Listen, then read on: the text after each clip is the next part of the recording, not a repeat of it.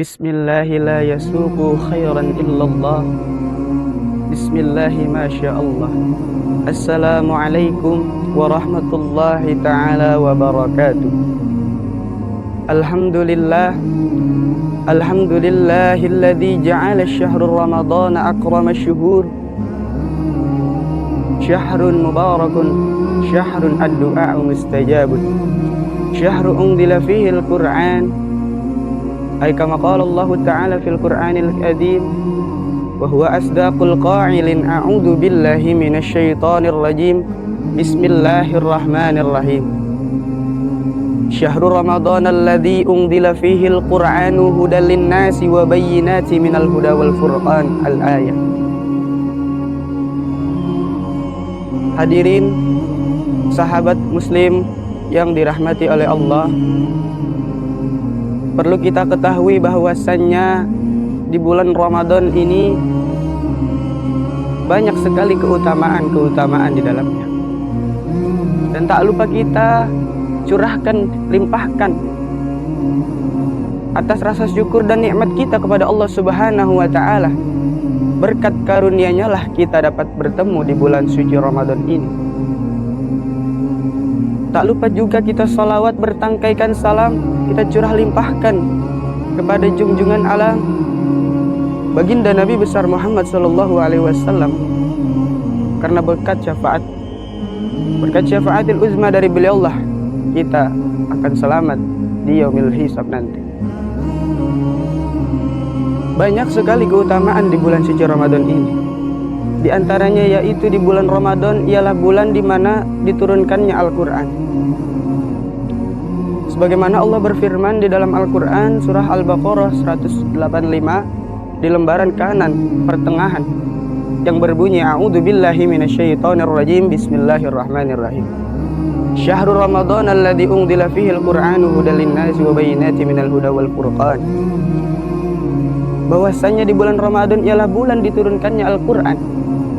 Sepakat para ulama di dalam sebuah kitab tibyan bahwasanya Allah Subhanahu wa Ta'ala menurunkan Al-Qur'an dalam kurun 2 waktu. Pertama kali Allah turunkan Al-Qur'an dari Lauhil Mahfuz sampai turun ke langit pertama yang namanya Baitul Izzah. Kemudian kapan kedua kalinya Allah turunkan Al-Qur'an? Allah turunkan Al-Qur'an kedua kalinya yaitu dari Baitul Izzah, langit pertama, diwahyukan lewat malaikat Jibril kepada Nabi Muhammad sallallahu alaihi wasallam. Allahumma shalli wa sallim wa barik. Allah menurunkan Al-Qur'an dari Baitul Izzah yaitu secara berangsur-angsuran, sebagaimana Allah berfirman di dalam Quran surah Al-Insan, inna nahnu nazzalna 'alaikal qur'ana tanzila. Sesungguhnya kami telah menurunkan Al-Qur'an kepada engkau wahai Muhammad yaitu secara berangsur-angsuran. Di dalam Al-Qur'an banyak sekali kisah-kisah para umat-umat terdahulu. Banyak sekali kisah para orang-orang saleh terdahulu yang mana di dalamnya kita untuk menjadikan kandungan-kandungan untuk menjadi keutamaan di dalam hidup kita, sebagai pedoman untuk menata kehidupan kita sebagai seorang mukmin. Ada suatu kisah di mana ketika Sayyidina Ali karamallahu wajhah yaitu sedang terkena musibah atau terkena cobaan dari Allah, yaitu ketika putranya Sayyidina Hasan dan Sayyidina Husain jatuh sakit yang mana sakitnya ini tidak kunjung sembuh-sembuh.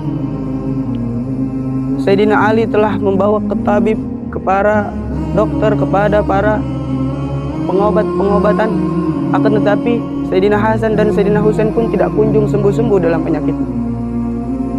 Lantas Sayyidina Ali pun bernazar kepada Allah, berdoa, ya Allah, sembuhkanlah Sayyidina Hasan dan Sayyidina Husain. Jikalau mereka berdua sembuh, Sayyidina Ali akan berpuasa selama 3 hari. Kemudian selang beberapa minggu, hari demi hari, setelah Sayyidina Ali berdoa kepada Allah, bagaimana doa tersebut? Allah menyembuhkan penyakit Sayyidina Hasan dan Sayyidina Husain. Lantas ketika sesembuhnya Sayyidina Hasan dan Sayyidina Husain pun, Sayyidina Ali pun langsung menunaikan nadarnya, yaitu berpuasa selama 3 hari. Namun di dalam puasa 3 hari ini Sayyidina Ali banyak sekali cobaan, ujian yang